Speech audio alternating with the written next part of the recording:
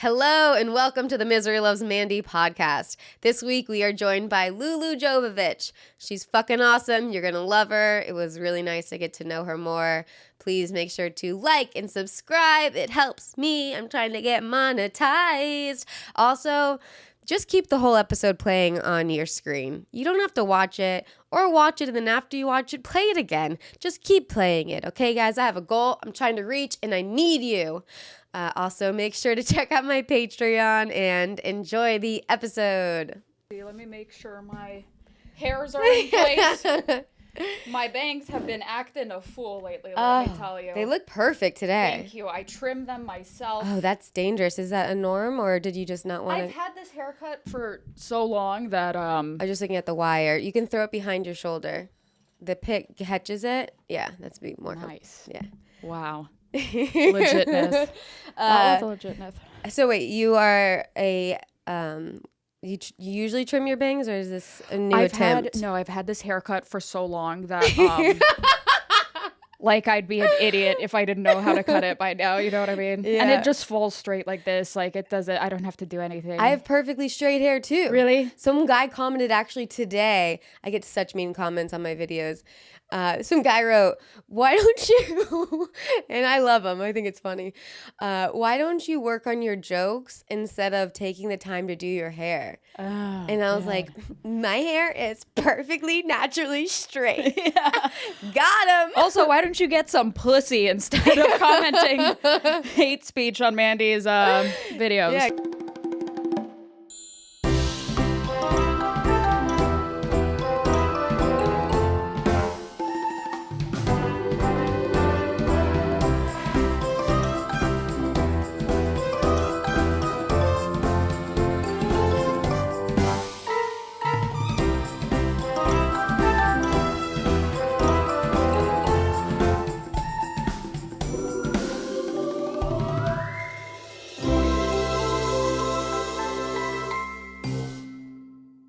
I laughed so hard when you said you've had that haircut forever because of your photo on your Instagram.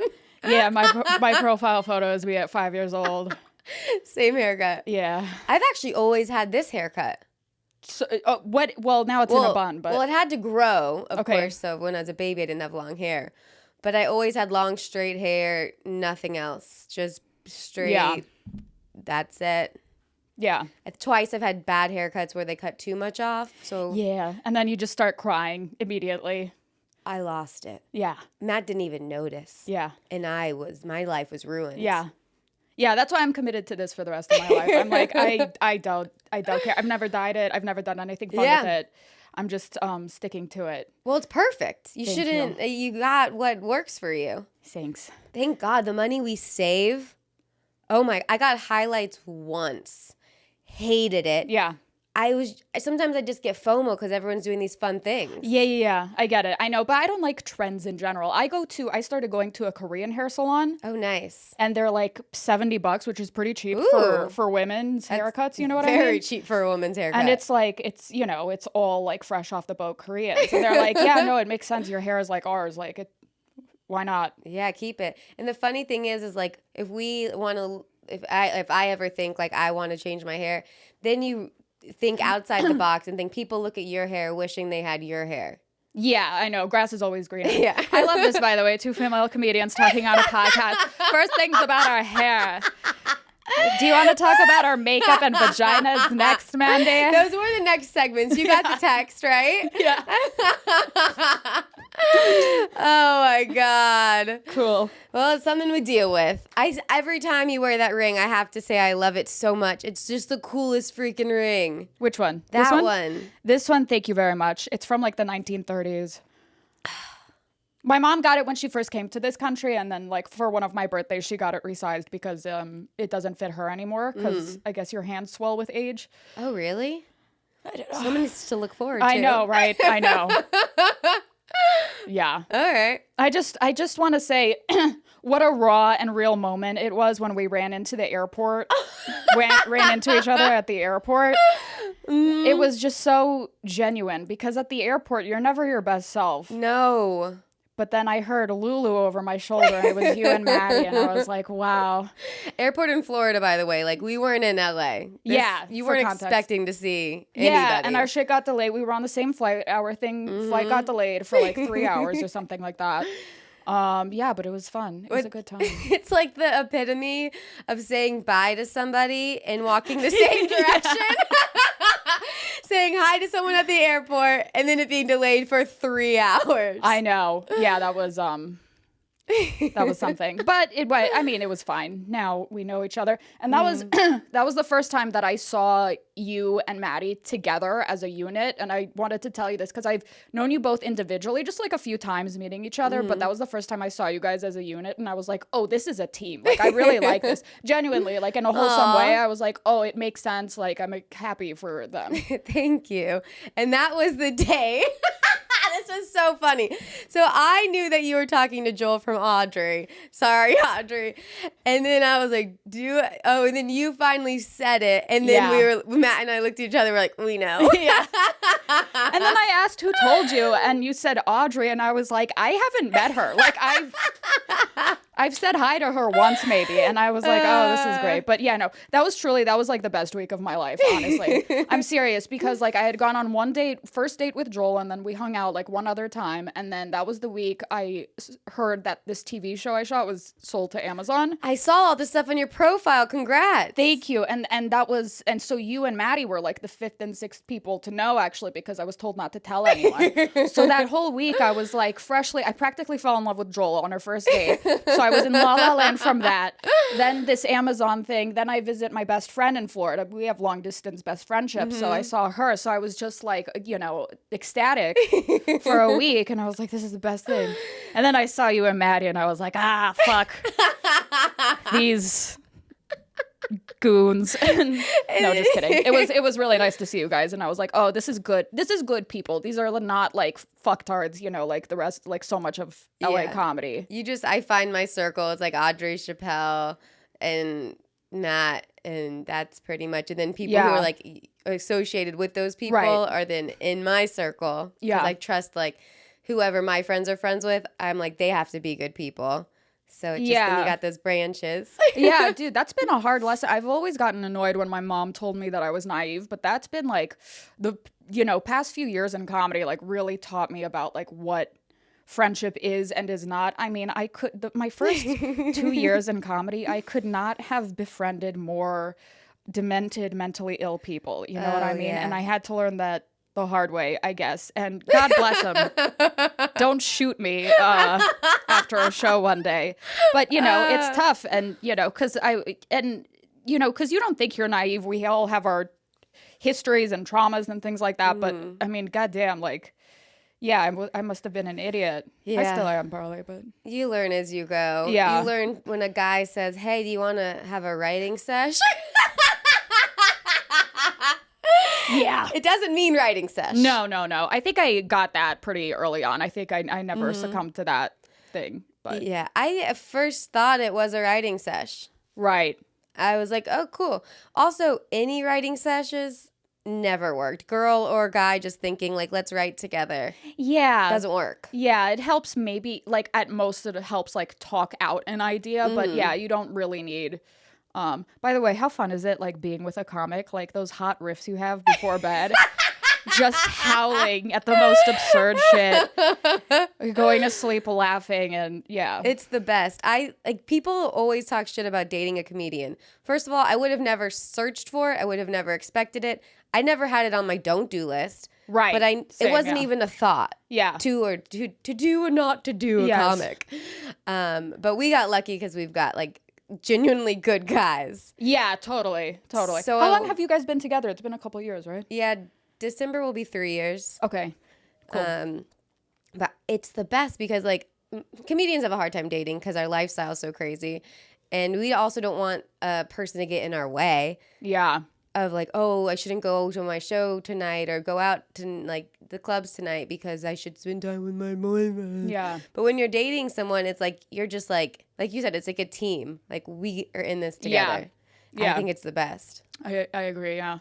And it's very supportive and stuff, as long as you're with the right people. I mean, I've also heard stories of like people getting jealous of each other in their careers and shit. And I'm like, I don't know. Yeah. Like, I know that Joel at 11 years into comedy and also seeing him is funnier than me and probably for at least now gonna get better shit than me. Like, it's weird. I don't know how people can even, you know. And also in this industry, when your friends make it, you're making it. Like, exactly. Your friends bring you up with them. Exactly. So it's a win-win. Yeah, totally. It's, yeah. I know it's crazy how like much more domestic my thinking has become. Like, yeah, like a win for one is a win for both, for sure. Like, we're trying to build the last thing you want is just for your career to take off and there's not to. Oh my God. Yeah, exactly. Yeah. Yeah. But yeah, no, they're both seemingly no, they're both legit good people. So I had Joel on in my other apartment, and it was the first week he stopped drinking. Oh, wow. And I remember after I told Chappelle, and then Chappelle's like, you have to tell him this. I was like, he's so fun not drinking. Like, he was so fun on the podcast, and we had so many things in common, and he's so nice to talk to. Yeah. And I'm like, he does not need that at all. Yeah, for sure. I met him like a little over 2 years ago, so I didn't really know him too much or too well when he was drinking. But yeah, no, I barely drink. I've had to take care of drunk men before, and it's like no, it's really, especially if you love them, it's like the most heartbreaking shit, and it's also such a turnoff. Like, I was gonna say that. Yeah. Oh my God. Even like when your boyfriends are too drunk, I don't know what it is. I wonder if you can relate to this, but like not Matt, but like an ex too drunk feels like rapey. Cause it feels slimy. It feels like it's not them. Oh yeah, it's a different person, and it's different standards, different values, different, you know, all of the things. Like I can't deal with it. Yeah, no. Yeah, and it's just, I mean, it's you know, I just want whoever I'm around to be fucking, you know, strong in themselves. I don't want someone who's like pissing the bed. Oh, I pissed the bed many times. Oh shit. Wait, I didn't see this so many times. But you're a girl, so it's okay. It doesn't matter. Yeah. But also, it's been a while. Right. I talk about it a lot because it's traumatizing. Were you like messy when you were younger? College drinking me blacked out every time. Wow. To the point where I thought, do I have to quit drinking? Am I ever going to be able to drink where I don't black out? And then now it's like a few drinks and I'm like, that's all I wanted. Yeah. And that's good. I'm like, I don't want to drink more. Right. Probably because you're terrified you'll be hungover. Yeah. And feel like shit or not be productive. Yeah. I've never, I mean, I had some, I guess, party days, I suppose, when I was like 19 to 22, but I drink occasionally. I haven't even smoked weed in like 5 years. That's good. You know? I don't really do weed well. Yeah. Do you get anxious and paranoid? Sometimes it's fun if I'm alone, but otherwise I get pretty paranoid. Yeah, I knew I had to quit when even food wasn't like, when we didn't enhance the food experience, you know, how it like makes it taste better. That's when I was like, oh, this sucks. Like, I'm like watching The Office and my, you know, someone said it's like your thoughts are having thoughts when you have that weed anxiety. Yes. Yeah. When you watch TV while smoking weed, you're watching them act.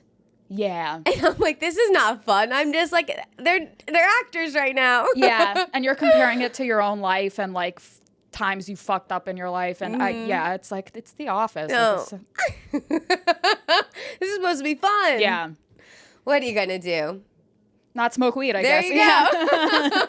I do drink a lot of energy drinks, though. Really? I've never gotten into it. I'm a big, oh, can I just say how funny it is? This says, from the makers of Gatorade. My mom, is an immigrant and she knows what Gatorade is, but recently Gatorade changed their logo to just like the G. So now she's like, oh, I got some, do you know this drink G? I got it at the, I'm like, you know what it is. It's been so cute. Wait, where, you told me at the airport and I forgot, where are you? My family is originally from the former Yugoslavia, which is now like Serbia, Montenegro, Bosnia. We're Serbian. It's just that part of Eastern Europe where, you know, Taken is based and all that shit. Oh yeah. Oh wait, now we know. Yeah. It's not high end Europe. It's it's trailer park Europe. But yeah, no, she's from there. She has a lot of things. One time I saw the play Wicked when I was a kid. Like my parents are divorced. My dad and stepmom took me to see Wicked, and then a couple months later, my mom was flipping through the newspaper, and she's like, "Lulu, do you have any interest in seeing this? What is it, Wicked?" And That's so cute. yeah, and I was like 14. And I was like, "Ha, dumb immigrant, fucking idiot." Just kidding. Oh my God. But you were born here, Yeah, right? born and raised in LA. Yeah, Okay. yeah. Lucky you. I guess. Yeah. I mean, I don't know. It's all I know. It's hard to compare it to something else, you know. I didn't think I knew you were from LA. I'm from Laurel Canyon, like What? Like right there, yeah. That's awesome, Yeah. though. Because then your family's here. And that's like the hardest thing about moving here, leaving Yeah. your family. That sucks. Yeah, I know. I don't know how I would have.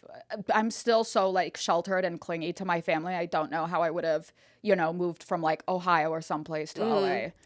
You know what's interesting? I feel like the people who are from LA are the people who you don't think are from LA. And then the ones that aren't, like the fake, like, "Nyeh," are the ones Right. that aren't even from LA that give LA the bad.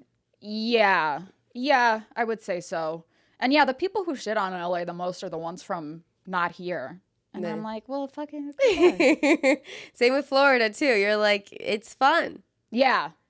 Yeah. Have you been? It's also hack to shit on Florida, I think, at this point. Yeah. Unless it's, I mean, whatever. Sometimes it's easy. It's It's fun easy, joke. but I always Low-hanging love, fruit. I talk about how much I love it in a joking way. Yeah. I bought these pants are, sad to say, are my fat pants. I went back to my fat pants under my bed. Why? What happened? We've been on the road a bunch and we've been eating our fucking faces off. You work out a lot, though, right? I know, but it doesn't matter. It's all what I eat. I see. Anyways, I'm just embarrassed about my jeans. There's rips in them, and they're cheap jeans when the rips are the blue. Oh, and really? not white. Oh, Look at that. I noticed wow. that today. Maybe they just bled, no, when you wash them, or did it come that way? Like that. I don't think I wear a single pair of blue jeans. I think I have a couple pairs, but I never wear them. I'm always in black because I'm mysterious and cool. Yeah, I like that. Oh, I know. Did you think of a weekly wiener? Yeah, what was that again? Okay, I made notes. It is like a person or thing that bugs you more than it should have. Okay, well, I think a better question is what does not bug me more than it should. I swear to God. That is a great answer. And I feel like most comics should have the same thing, honestly, because I don't think a lot of people understand this about me until they get close, but I am like a remarkably irritable cunt. You know, I can't stand anyone. Just driving here, there was a stop sign, and at 2 different times pedestrians like crossed, and I was like, "This isn't a walking city. Yeah. Get out of here!" Like, yeah, we take turns. We're supposed to take turns. yeah, just wait. My life is more important than yours, bitch. No, and the other, like last week, I think Joel and I were driving somewhere, and he started laughing at me because the car behind me was, I hate when they have the bass blasting so loud, and it was behind me, and I felt it, in the back of my head and my ears. It was overpowering, and then I tried to like get away from the guy, and he pulled up right behind me. That irks me for sure. And of course, it's like, and it's never a song that you want to hear. Also, that's very true. The guy with the bubbles in his window tint does not have good taste in music. It's usually not even. You can't even hear the music. Yeah, it's that's just true. you just hear the bass. Yeah. Are there words? Maybe. But I don't know like what you're trying to prove, like that you're cool. Like this is. I don't know. It's like when you walk around at night with sunglasses on, like fucking. It is the same kind of thing. Or hats in the gym. What? Baseball caps in the gym. Oh, yeah, because it's indoors. Yeah. Sorry, I haven't been to a gym in It's another one of those things that people do to like look cool. Yeah, It's just for fashion. Right. Your head's getting really sweaty. And it's not. Okay. Yeah, when you're indoors, yeah, that makes sense. I would like sometimes I am in a group of people and I verbalize my thoughts that are just like everything's bugging me, and then people don't expect it because usually you keep it aside or wait till you're just like with your partner or something. Right. But we were at a party and I wanted to go inside to get snacks, but I didn't want to talk to anyone. Yeah. So I was like, I really want some cheese, but I don't want conversation. Right. Yeah. So I just stayed outside and didn't get any cheese. And they were like, just go get cheese. And I'm like, no, I don't know anyone indoors. Yeah, the lengths I will go to avoid people in the parking garage in my building. Yeah, for sure. Just to avoid a minor interaction. I hate when and it's more understandable from girls, but I hate when I'm meeting someone for the first time and they go in for the hug. Oh, I don't like that at all. It's a little much. Yeah. Yeah, and I think, it's because of, like, a little bit, like, Soviet upbringing, don't trust anyone, but I'm like, what? You don't need to touch me. Yeah. And so I think I've rubbed people the wrong way when first meeting them, but I think it's also, like, it's fun seeing my friends witness it. I was at the Improv, like, maybe 6 months ago or something for a show in the lab, and some guy came up to me, and he was like, Lulu, and, like, went in for the hug, and I just went, like, like, no fucking, Good for you. Yeah. And then he was like, oh, we met at the haha. And I was like, okay, man. Like, I don't even know your name. Yeah. Don't hug me. Yeah. Oh. Yeah. I told myself that after the quarantine, I would stop hugging people because it was the perfect, like, opportunity to change this. Yeah. Can you open this for me? Why is it so hard? That's weird. That's what she said. Ooh. And then I started hugging people again. And I'm like, I wanted to just not do hugs anymore. Yeah. But then it just like, it kind of like, to me sometimes a hug is like filling like an awkward void. Is like killing the awkward silence. Hey! Yeah, that's true. I guess. Yeah. I don't know. I think even when I was a kid, my family tells me stories of like not wanting, and I thought that was normal, like just not wanting to hug like your 6'5" cousins that you've never met before in your life. But they were like, no, even with like your little friends, like you weren't that touchy or whatever. Mm. I've never been affectionate with like other people. Like I have, even with words, as in like calling friend babe or saying I love you to friends or like that kind of stuff. Yeah. But then when it comes to like my boyfriend, I'm all affectionate. Oh, I'm the same way. Yeah. Yeah. You just hold all that love and put it on that one person. Yeah, it's nice. I don't want to touch a stranger. No. I remember one Thanksgiving, we had a Friendsgiving, and two of my friends who just met were like cuddling, not sexually, just like all like hippie cuddling. Mm. And I was just like, ugh. Yeah. Like, don't touch me. Yeah. That's too much. Mm-mm. Too much too soon. I don't know. I don't get it. But also I envy that willingness to be vulnerable. So just kidding. Some people just need like touch. Yeah. God bless them for like not having a bad experience. Getting too close to someone too fast. Good for you for never having been raped. Way to just brag it out in front of everybody. Yeah. Anyway. I was riffing on stage the other day and it led to me saying rape. And that word, the audience never likes the rape word. Typically. Yeah. I said... I went... I'm choosing my words because I'm not going to say the word that I said, but I did a set. I did a set at the Haha on Sunday. And the host, Anthony Cerruti, he brought me up. He was like, you guys ready for some feminine energy? It was like just a shit ton of dudes. The audience was like, I never like to say an audience is shitty, but they were pretty shitty. He was like, you ready for some feminine energy? And he hadn't really seen me or my act. And I'm not like, cute and girly on there. So then I went up and I said something that could have easily, I said a bad word that I'm never gonna say online. Ooh. But it killed, actually. Really? Just to like joke about like that I don't have feminine energy. Mm-hmm. So I just went straight with, All right. You have to tell me after. I'll tell you after. Okay. It's not that crazy, but I was like, oh yeah, people don't like this word, but this like worked. It wasn't cunt, was it? No. Yeah, you already said that word. Yeah, that's fine. I have one. So I don't like being brought up that way. It's nothing about like you don't really say anyone's energy. You don't ever get brought up to like this is what you should expect. Right. But Yeah, I think I notice hosts do that a lot when it is that kind of vibe, when it's like there hasn't been a girl. Yeah. But, they'll figure it out once we get up on stage. Yeah, exactly. They'll see that we're a girl. Yeah. So you guys ready for a black person? You guys ready for... You ready for a homosexual? I always joke. Did I tell you this? Who was I talking? It might have been you. I don't remember.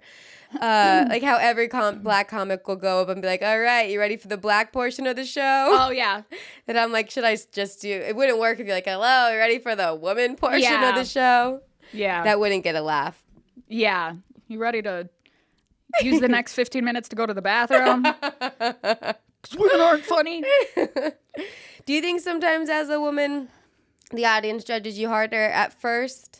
Yeah, I remember I did my first time doing San Diego Laugh Factory. I was hosting it, and a woman, female audience member came up to me after the show, and she was like, oh my God, like that was so great. Like, listen, when I saw that you were a girl, I was really worried because like women, like I'm sorry to say, but like they're not that good, but you were like really, and I'm like, this is my own people like saying this shit, So yeah, absolutely. I mean, I think it's getting better. I guess it's not that often, but yeah, I think it's definitely there. But also, once you're funny and prove it, then they could move on quickly from that. Yeah. But the initial thought is, you know what my biggest fear is, and I'm like trying to like think of things to say if it happens, because I've seen it happen to other people. Have you ever had someone heckle and be like, we're waiting for a joke, or you're not funny? Have you ever had like that level of a heckle? God, no. Because I've seen that happen to people, and that's a fear of mine. Live, for sure. live, you've seen that? Yeah. Oh my God, what did they handle it well? Yeah. Okay, so have you thought of what you'd say? I feel like I have when I was going to bed at night. I'm like, oh, this is an important show tomorrow. Maybe I could say this if whatever. I saw it actually, at that show at the Ha Ha. There was a comic who was doing pretty well, and he interacted with some woman in the crowd. He was like, oh, you guys have not smiled this entire time, and she was like, we're waiting for a joke, and then he like made a fat joke at her, and I was like, my damn. God. But it was worth it. Also, he was killing. I hate like if it's never, they never heckle that when the comic is bombing. Like it's always like if one joke doesn't go well in like an entire set, do they say that? I think they're all just in their head drunk or whatever. Who knows? Yeah, I have no idea. Also, the Ha Ha seems to have the most talkative audience out of any club. Yeah. Not like awful, but they're always, those back tables just think. Yeah, and the setup of the room is a little bit strange, I guess. So yeah, it probably encourages more talking. I don't know. I always wanted to like prepare and come up with a list of like if you're doing well and like things like that. But then I'm just like, or I could just write a joke, or I could just like focus on my material. But like I want to, like that's on my to-do list that I'll never get to. Yeah. Yeah, but it's also, I mean, it's so spontaneous, and like you can do the preparation for it, but then in the moment you totally forget. Yeah, but I've seen Matt, like he has a few like riffs he'll do if people like do stuff, and it kills every time. But I think that's the way you find it, by like naturally doing it once, and then just like a joke that you write on stage, and then remembering it again when it comes up again. Right. Yeah, and that's what a lot of like civilians don't know about like crowd work and crowd work clips and stuff, is a lot of it it's easy to get like from what do you do, how long have you been dating, you get the same like 5 answers out of people, so it's a lot of it is like rehearsed crowd work. Exactly. So they're just like, whoa, yeah, it's a magic show. It's a straight up magic show. Yeah, it's all lies, baby, all lies. I have never really gotten into crowd work. Oh really? No, I'd like to start doing it just to have the skill. Yeah. But not for the material. Right. And it's oversaturated. But it is important to have. Like before filming your set was even a thing. Right. Yeah. No, I was last year I was getting a shit ton of more stage time than this year, and my crowd work shit was like I'm not gonna say it was like phenomenal, but better than I expected it to be. Like you were comfortable. Yeah.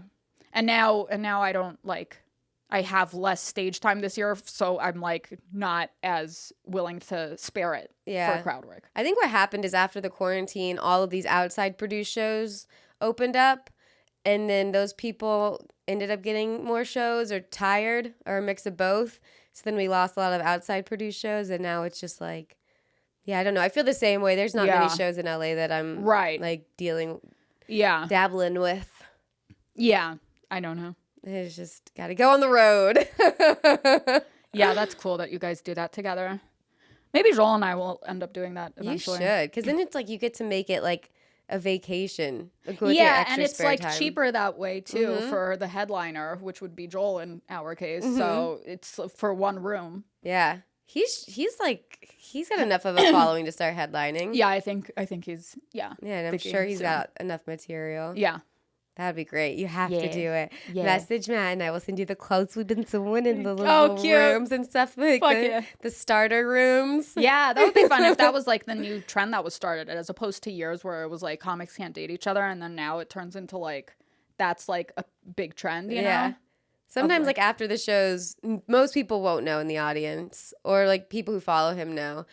But then they'll find out after when they're talking to us, like, no way. Yeah. And like, not all those jokes are about me. They have this whole picture painted of me that's not me at all. Yeah. I sleepwalk, like all these things that aren't true. Yeah.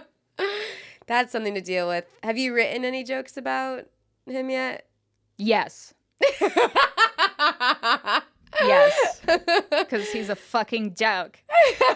No, I have. I've written 3 or 4. That's great. Yeah. They're not going that well, but I wrote them. They're new. No, there's one that's good, but I don't know. Yeah, I have. He hasn't written any about me yet. I like surprisingly haven't written any about Matt. Really? And I don't know like why. I wanted to think of one that like his ex argued a lot and I never argue, and like being like a happy person. Yeah. And then my arguments are like, you look nice, or like something like that. Love yourself. Yeah. But that's like as far as I've gotten as a thought. I don't know why. I guess like nothing. I guess when it comes, it'll come. Yeah. Yeah, or it's just so, he's like so normal. Like your guys' life is just so normal. Yeah, there's not much to it yet. Yeah. I'm sure tons of stuff will eventually work their way in. Yeah, and it's just, I feel like, people, I don't know how to explain this, but I feel like people just have different things that they think are funny, and like people, to write jokes, it's kind of, there's a formula to writing jokes, but at the same time, like the thing that makes that formula pop up in your head is so different on every individual person. Like someone would have written a shit ton of jokes about like my mom by now if they had my mom, but I haven't at all. You have no jokes about your mom? I tried to do 1 or 2, but I think because we're so like codependent, it's still like so close that like I can see the funny in it, but it feels weird making a public joke about it, kind of. And she signed off. She's like, you can say whatever you want about me. But signed off. Yeah. Doing the accent by itself is funny. I know. And her accent isn't that tough. But I think in the past when I've tried to make jokes, I really play up and make it like Russian as well. Yeah, you should. Totally. Yeah. So you're super close to your mom? Yeah. So am I. I talk to my mom 24/7. Yeah. Same. Every day. We live in the same city, and I'm on the phone with her at least twice a day. Yeah. That's nice. Yeah. Do you go and see her a lot? Yeah. I wrote one joke about my mom. My mom is listening. And then it was like about her and her husband. And then at first she was like, I don't know about it. And then I posted it, and her husband loved it and shared it with everybody. She's like, well, he likes it, so that's good. That's awesome. But yeah, you think I would have a bunch of jokes about my mom too, right? But it's like probably like the same with like Matt. Like I just haven't like. Yeah, sometimes when a situation is too close, it's like you can't figure out the funny in it or something. Yeah, I've also learned my lesson the hard way. About making my first stand-up set ever. I made a mean joke about my aunt. Didn't tell her. And then posted it like on like YouTube horizontal back in the day. And then she found out like through her ex-husband, like all their family loved it, and and I'm close to my aunt too. Yeah. I just panicked. I was new. Yeah. And I was like, it's really funny. Yeah. And then And then she found out. and then she found out. She was cool with it, but it had to have hurt. Yeah, totally. And unexpected and your first set. So also like, no offense, but the joke probably wasn't like that great. Yeah. You know? At the time, I was like, I need this one. Yeah. But yeah. no, none of those jokes. No, I've told my mom and like most of my family, every family member I have that's like over 40, I told them to like never watch a podcast I'm on, never. My mom came to one show I did because Dana Carvey was on it. So she was like, oh, I know this one. Like, let me see him. Maybe I can come. She wasn't even like, can I please come to your show? She was like, maybe, could other people come? I'm not doing anything that day. She couldn't even like ask. So she came to that. She came to that, and then she, of course, immediately after she told me how to host a show better. Oh, nice. So I was like, this is awesome. No, but I think be more charismatic. Or yeah. What would like a mom say? She was like, wait until they fully stop clapping before you start talking to bring up the next person. And I was like, I could kind of see what she meant, but it also like, it was okay. Like, I'm just like, I'd rather them still be clapping for the last person in this, whatever. It's all situational, but you know what I mean? Mm-hmm. I was like, it's fine. Are you ever mean to your mom? My mom's gonna listen and die. Like, there's something about like being so close to my mom and it being my mom where like my bitchiest self comes out to her, and she's the nicest and doesn't deserve it at all. Oh, my mom is super mean to me sometimes. So I'm scared of my mom for sure. So you don't? Sometimes if I'm like hungry or something, then yeah, I get like snappy or whatever. And then she's like, oh, you did. But yeah, no, you should. Some of the things she said, I'm like, okay. So the roles are reversed. A little bit. Yeah. I remember one of the first open mics where I did like pretty well at. When I first started comedy, I came home and I was so excited. I was like, oh my God, Mom, like I killed, like it was great. Like, and then she turns to me, she goes, killed who? And I was like, and now I look back and I'm like, oh, it makes so much sense. It's like a full circle thing. Like that's why I do comedy, was because that validation never came from her. But at the time, of course, it crushes your soul. When my mom's like, yeah, what fucking losers are you crushing? Like, really, you? And I was like, oh. Oh, I remember. So I started comedy in Florida, just like for like a year or so, like finishing up college. And then I moved to LA. So I did 2 full like 5-minute sets there. Okay. That I like did for shows and stuff. Then I came out here, so pretty much nothing. Yeah. And I was having a hard time getting into it here. And I wrote this whole LA set, like like how they charge for bags at the grocery store, probably about traffic. And I'm like, okay, it took me a while. I think I finally have like a new set. Because back then I thought I had to have like new 5-minute sets. My brain was wired that way from like how I started. Okay. And my mom was like, that's not good. Mm-hmm. And I never did any of those jokes. They weren't good. I needed her to say that. You need your family to be honest with you, because that's all you got. And I just look back and they were awful. Right. Thank God I never said those. Yeah. Yeah, I've never run a joke I don't think I've ever run a joke in front of my mom, but my mom is pretty like hip and cool with it. Like she got me a fake ID when I was really young. Like she was always strict about school. I couldn't watch TV until like on school nights until I was like in college basically. But she's been pretty like cool and progressive with other like social shit because I'm antisocial and she wanted me to have friends. But the one thing that she's pretty conservative about is cursing. So I can't even say like bitch or ass or shit in front of my mom. So that's why I've never tried to say a joke in front of her. Do you curse now, like on stage or regularly? Yeah. Not a lot. Like I definitely know, you know. It's not too much. I'm not, you know. Yeah, throwing F-bombs every other word. Right. But still, I feel like it, and also, you know, she had me when she was almost 40 plus. She's like, no way. Yeah, so she's 67 years old, raised in the Soviet Union. Like, Holy I don't shit. think she wouldn't, like, each joke would require so much explanation. Oh, wow. She was ahead of her time with the late kid. Yeah. Do you have any siblings? I have 2 half brothers through my dad, and my mom also adopted her niece, my cousin. So legally, she's like my sister. So basically, it was just me and my mom in the house growing up, though. Like, she raised me. Should be a sitcom by itself. Yeah, I mean, it's a Modern Family thing. That's what was cool about Modern Family. And get this, so my dad and my stepmom divorced a few years ago, but my stepmom, mom, and I are all close.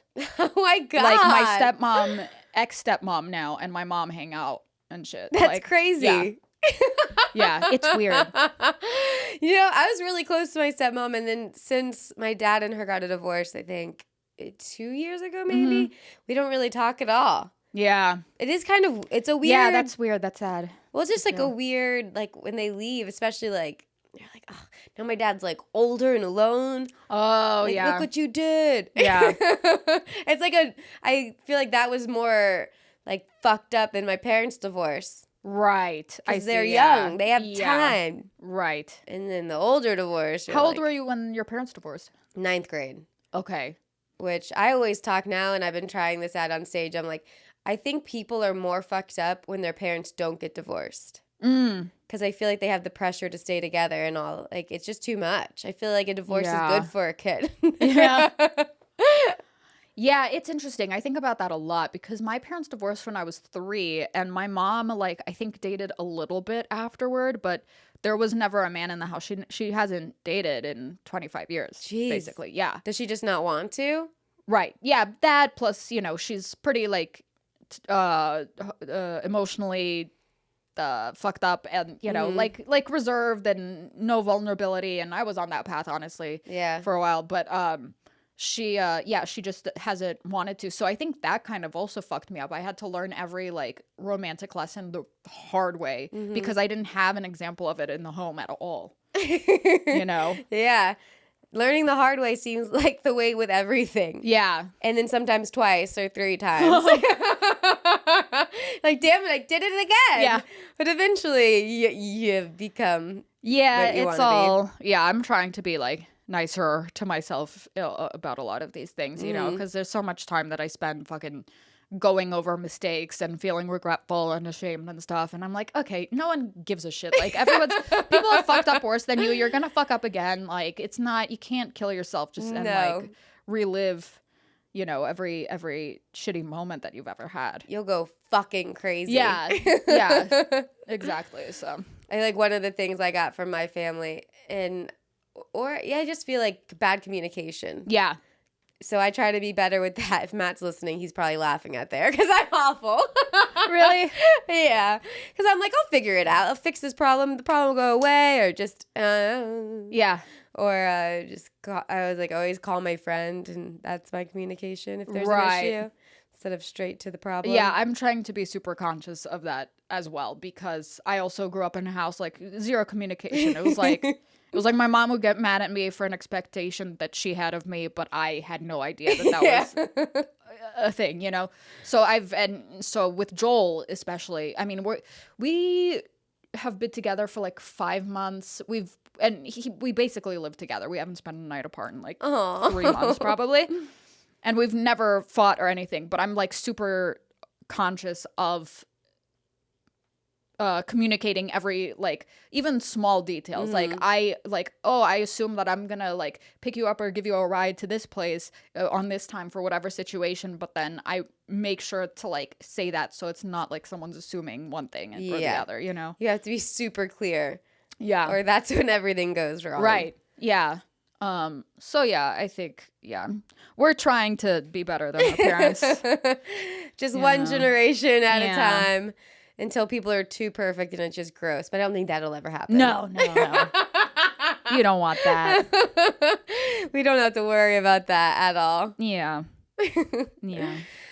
So for the rest of your homework, I hate calling it. So question. So I send people a text. Is it overwhelming to get the way I have it worded with the segment? Does it seem like too much? Or does it seem like, okay, fun? At first I'm like, what is that? I was like, oh wow. And then as soon, like 10 minutes later, I was like, oh, this is fun. This is like a fun writing exercise. It's a fun thinking exercise. Like I enjoy this a lot, actually. Right. But I'm also a nerd and I like homework and stuff. So. Okay, good. I do get cautious. Like, what's the word I keep trying to forget? Cautious. I get also like. I mean this in the most respectful way. We don't know each other that well. So it's like we need, it's nice to have like a backup of shit to talk about. Yeah. And I think like I love just talking about those topics because that's my favorite thing about comedy. Yeah. Yeah. So it was something that you miserable or embarrassing, it's just life moments, one that you made into a joke and then one that you did not make into a joke. Oh yeah, okay. Well, I think one that I made into a joke is losing the story of like losing my virginity, and it's not really a whole story about it, but that's something I've made into a bit that's like silly and working because I think and I think most people's like losing their virginity story hopefully is like fun and embarrassing a little bit rather than like rapey, Yeah, you'd hope. It's either one or the other. I'm serious because it's awkward. It's hopefully it's like awkward and it's kind of funny and embarrassing, So that was I was in Spain for a month when I was 15 over the summer on like some trip to learn Spanish basically. And I don't tell this whole story as a bit, but the story is I was there for a month. That was when I kind of was like drinking for the first time, and I get into the bit by saying, I don't someone asked me about my first kiss and I don't remember it, but I do know that I was 15 and an hour later I was giving my first blowjob. And then a week later I had sex for the first time. So that's a story I tell. It is just, Was it a hot Spaniard or was it someone from your trip? Was it from your group? It wasn't my group. There was someone in my group was friends with someone from another group who was also there at the same time. And so, I was 15 and like when in Rome. Yeah, Spain, exactly. I was like, this is the and moment. I was like, this is so, not to like encourage pedophilia, but I was so fucking horny when I was 15. I was like, I have to know, what is this? Like, I can't, it seemed like such a big barrier or whatever. So yeah, that was what I did. And anyway.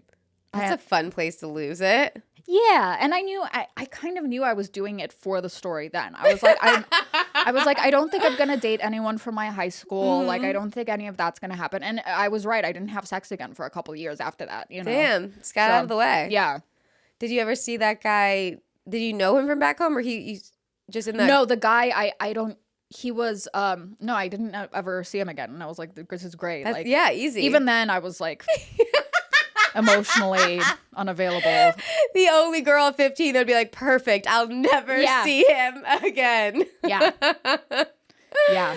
So yeah, he was 18, and I think all that I heard was like when at the mutual friend, she said like when he found out from her that I was 15 afterward, he like shit his pants. He was like very nervous. Oh my God. And I was like, it's fine. Like, it's not, We're in Europe. Yeah, we're in Europe. Age and I'm cultured. Not a thing, yeah. And I was groomed, so. I'm mature for my age. Yeah. I'm an old soul. Yes. Exactly. I was also 15, but like everyone was like losing it at that time. Right. Like it didn't seem young, but now when you think about it, seems young. Yeah. It's a messy thing. But yeah, that was my little story. It's fun. Yeah. Do you have something that happened that you didn't make into a joke or like? Yeah. Yeah, it's embarrassing for sure. So I was working production, like I was like the office PA for a production, and I hope the guy never sees this. I don't remember his name. He probably won't remember me. The chances are very low. Yeah, exactly. So I was in the office for this production we were working on, and I went. And this guy came. He was an accountant. He wasn't working on the show. But someone who worked on the show knew him. Whatever. He came to like finish up some things from the prior show that the like line producer worked on or whatever. Mm. So I went to go do something in another room, and then I came back and I saw that the guy was gone. And the guy was 5 foot, had little what is it, the Nestle Elf, you know, those Elf? no, those cookie Oh yeah. things. Like the yellow packet of cookies? Yeah, what's the Keebler elves? Oh, got it. So he was like 5 foot. He had glasses like them, and he was, you know, just like a whatever, like he was probably between 40 and 50, but he was just a very small person, and he had these cute little glasses. So I come back in from what I'm doing, and I go, "Oh, what an adorable little accountant." And then it was kind of quiet, and then he walks out from this bathroom that nobody ever used. It was like you know, it was a closet basically. So I didn't think anyone would be in that bathroom. He hadn't left yet. He comes out, and then I couldn't tell if he had heard it or whatever, but he like said bye kind of tersely to everyone and then like left, right? So I felt bad because I was like, fuck, I'm pretty sure this guy heard what an adorable little accountant, which is not a great feeling. It's sweet. I guess, right? But I'm sure, you know, he got shat on his whole life for being so small. And then it turned out he had one of those, like, enormous lifted trucks, like pickup trucks. And I was like, oh my God. But so you know it was a problem of his. Right. So, but anyway, so I felt embarrassed for that. But then the way I tried to make up for it was, like, I had to see him again once or two other times to, like, drop him off some paperwork. So I would, like, make sure to, like, flirt with him so that... so that he didn't feel bad. I would be like super and I was bad at flirting with Joel. Like, I don't know. I'm so good at flirting when I'm not actually interested. And I was like, you know, so interested in what he had to say. I made sure to avoid talking about his wife, but I would be like, oh my God, like, that's so cool. Your truck is so cool. She's so lucky. Yeah. So that was embarrassing. I feel like so funny. But I feel like I should include it. But it actually got me, the question, the homework got me into like an existential crisis a little bit about like my jokes and stuff, because I feel like so much of my act is like shitting on other people and being like, this fucking cunt, this dumb person, whatever. You know, feminine energy. Yeah.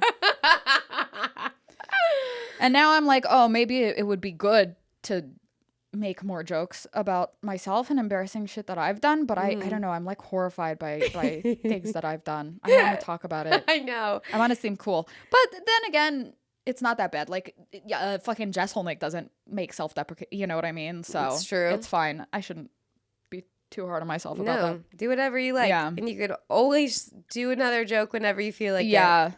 There's no rules. Yeah. One thing about like Matt will always like talk shit about someone, or when I do it myself, then every single time after, I am so paranoid that the person heard. I'm like, I want to like be like, okay, so you stand here and I'm gonna go there where they were, and you whisper, and like, let me see if I think they could have heard that whisper like that. Yeah, I always want to do that. No, I've been pretty fast and loose with the shit talking since. I love talking shit, dude. But I've gotten in trouble a couple times in the past like year or so. And Joel helps.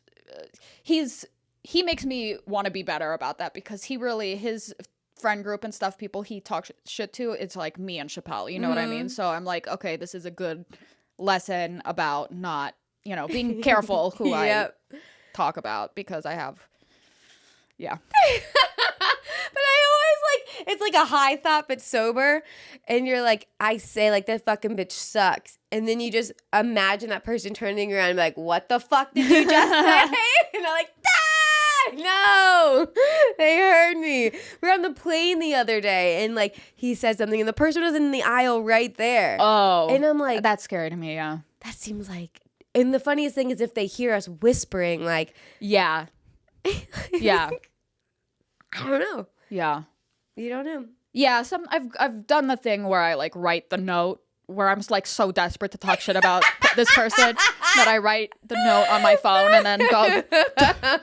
Because also there's nothing more fun than like being at a party or in a social situation and if someone is behaving just a little bit abnormally, being able to turn to the person next to you and go, are you fucking seeing this shit? Like, that's my favorite human interaction of all time, is having that ability to go like, I commiserate over that. Yeah, I think nothing bonds people more than shit talking.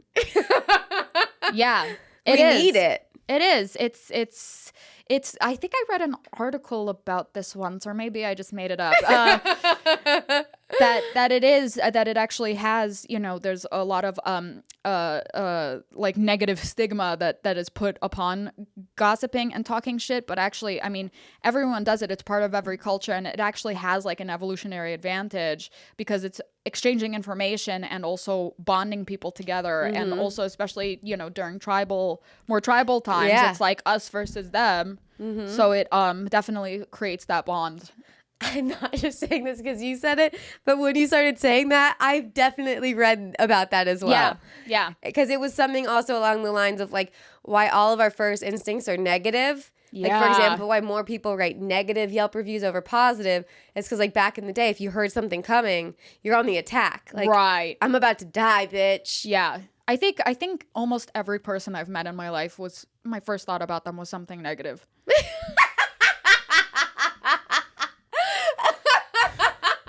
I swear, it's really bad.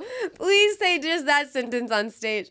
That is the funniest shit ever. I think that was like a throwaway line in a bit I tried to write one time, but yeah, maybe I should return to it because I think I was like less than a year into comedy when I tried writing. But it's true. I mean, really, it's just my first thing is like, what's wrong with you? That's how I know Joel is the one too, is because we've seen each other almost every day since we started dating, and he's never once gotten on my nerves. That's so important. Yeah. Matt. That's why Matt doesn't like.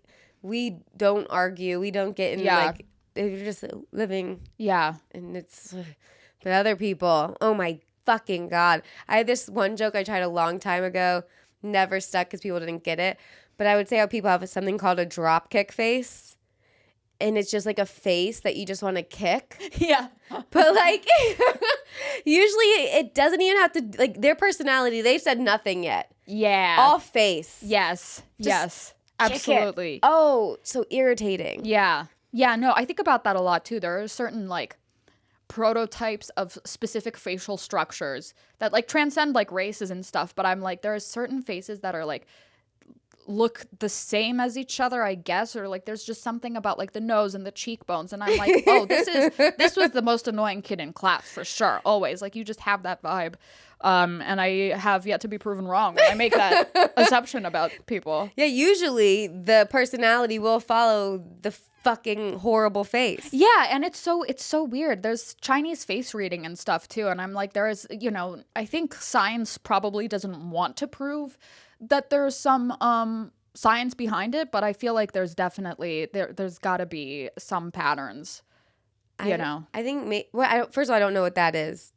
Oh, Chinese face reading, it's kind of like palm reading or something, but they make judgments on your personality. It's a very ancient like art form, or not art form, but practice where they look at, how far your eyes are apart and things like that. And they basically say, like, this person is more or less trustworthy. This person is probably going to live a longer life. So it's a kind of just pattern recognition, I guess, and it's basically like reading someone's life based on their facial structure. So it's pretty much what we're doing. Yeah. We're like, she looks like a fucking bitch, and he looks like he will ruin your life. Yeah. My favorite people, by the way, are the ones who like defy that. I'm not talking specifically about faces, but when you first have a couple interactions with someone and you're like, oh, I don't really like this person, and then they turn out to be actually like you make a simple judgment. Like I love when I'm wrong off the first impression, for better or for worse. Like I like when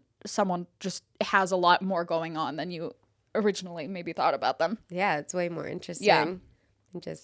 I always say that I think I have a nice face because strangers always come up to me, and that's the worst thing you could ever want. Yeah. So you had to try to walk around with more of a mean mug. Please don't talk to me. Yeah. And they're like, ooh, now I actually like her more. Yeah. Yeah. It's so much energy. I remember one time I was in a movie a couple years ago, and this girl and we were like similar levels of attractive, I guess, but I think which is sorry, whatever. I know you're not supposed to say anything even resembling that, but we were like similar. the fact is, You matched. whatever. Yeah, same. Yeah. But the guys she had way more like guys and people on the street and like on set hitting on her. And it's because she had a little bit more of like a naive, welcoming type of vibe for sure. Whereas I'm, surrounded by strangers. I'm like, who are you? What do you want? Get the fuck. Don't hug Without me. even having to say anything. It's just how I, come off, which is, for protection, of course. But I thought that was pretty interesting too. It is. It's like that Kate Upton kind of energy. Yeah. And first of all, like there's something in like a girl that you just instantly hate her. That energy, like that, like I don't know. I can't even like. Guys have the same kind of thing. It's just like that energy that like attracts people, but like you see through it, and you're just like, ugh. Right. Yeah. Yeah. Oh yeah, I could go off for talking about people I don't like, types of people I don't like. Well, I think we got. Oh my God, we nailed it exactly. Wow. I felt right, and I just wasn't sure, but it was. How's that G? Very good. Thank you, G. God. Is there anything you'd like to plug? When does this come out? 3 weeks. Oh, no. I don't have that many shows booked for the rest of the year. Your socials. We'll see. Oh, yeah. I'm at Lulu Jovovich on social media. Perfect. Everything will be there. Yes. And all the links will be below. Well, thank you so much. Thank you so much. Thank you guys so much. Okay, bye. Bye.